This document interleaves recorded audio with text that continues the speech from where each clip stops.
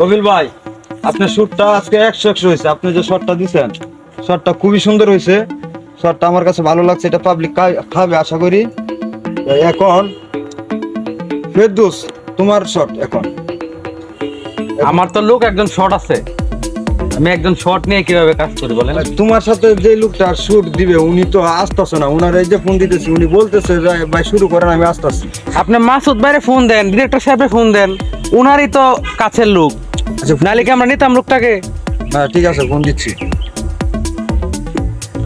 হ্যাঁ মাসুদ ভাই, আপনি যে হিরো দিছেন, আপনার হিরো কোথায়? আমি শুটিং স্পটে, আমার শুটিং অলরেডি এক পর্যায়ে চলে গেছে। এখন উনার শট নিতে হবে, এখন পর্যন্ত উনি আসে নাই। এরকম লুক দিয়ে কি আমার কাজ হবে?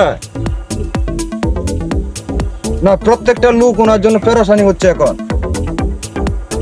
আপনি একটু জানেন তো, উনি না আসলে না বলবে, ওনার জন্য কি আমি শুট বন্ধ রাখবো? আচ্ছা আচ্ছা, ওকে। মিয়া লাখ লাখ টাকা খরচ করে শুট করি, এরকম দু একটা আলতু ফালতু লোক না থাকলে কি শুট বন্ধ থাকবে? শুট বন্ধ থাকবে না।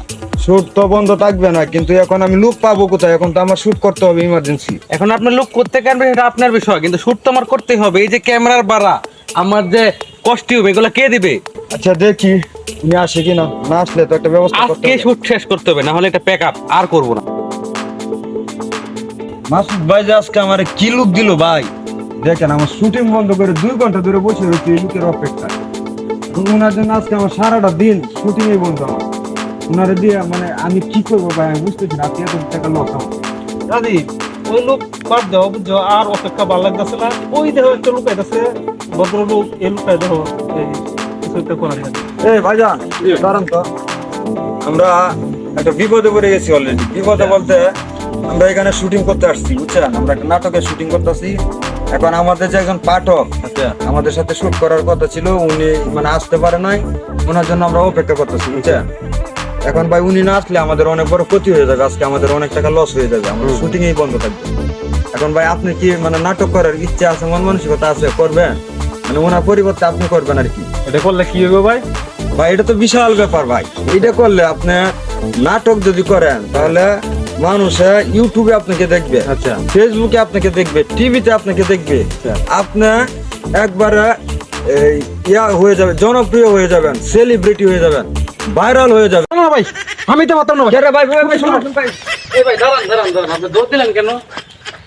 আরে ভাই, আমি তো করতাম না ভাই। না না, আসেন আসেন, আপনার কথা আছে, কথা কি আছে। কথা আছে ভাই? আরে বুঝাই বলি। আরে ভাই, এইটা ফেসকে আমার নিতেছেন ভাই।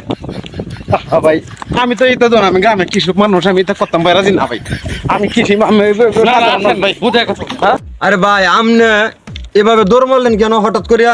আপনার সাথে একটু কথা বলতে চাইছি, আপনি হঠাৎ করে দৌড় মারছেন। কিছু বলে তো যাবেন, কিছু না বললে হঠাৎ দৌড় মারলেন। ভাই, আমার সেলিব্রিটি দরকার নাই, আমার নাটকের ভাই দরকার নাই আমার। আচ্ছা ভাই, আপনি বুঝতে পারতেছেন না কেন?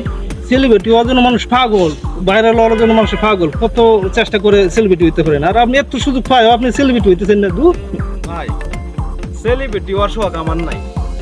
এই পর্যন্ত যারা সেলিব্রিটি হয়েছে, সালমান শাহ কোন, মান্না কোন, আরো অনেক নায়ক আছে। টিকটকে যত লোক ভাইরাল হইয়া সেলিব্রিটি হয়েছে ভাই, কোন অবশ্যই ভাই শেষ মরিয়া মাটি লাগে মিশা থেকে তার দুবরা ফোন চালাই। আমিও তো তোকে নাটক ভাইরাল হইয়া সেলিব্রিটি হইয়া আমি করতে রাজি না। আমার কথা হয়েছে, আমি নাতির করে ফুতি, তুতির করে তুতি, এরা রাতে ভাত খাইয়া পরে মতো যত সেলিব্রিটি হইয়া কম বয়সে মরতে ভাই আমি রাজি না ভাই। আপনারা খুব মন চায় আমরা সেলিব্রিটি হই, মরিয়া সেলিব্রিটি হইয়া তাড়াতাড়ি মরুন। আমি 200 বছরের ভিতরে আমি ভাই সেলিব্রিটি হয়ে মরতে রাজি না। আপনারা ভাই করুন নাটক।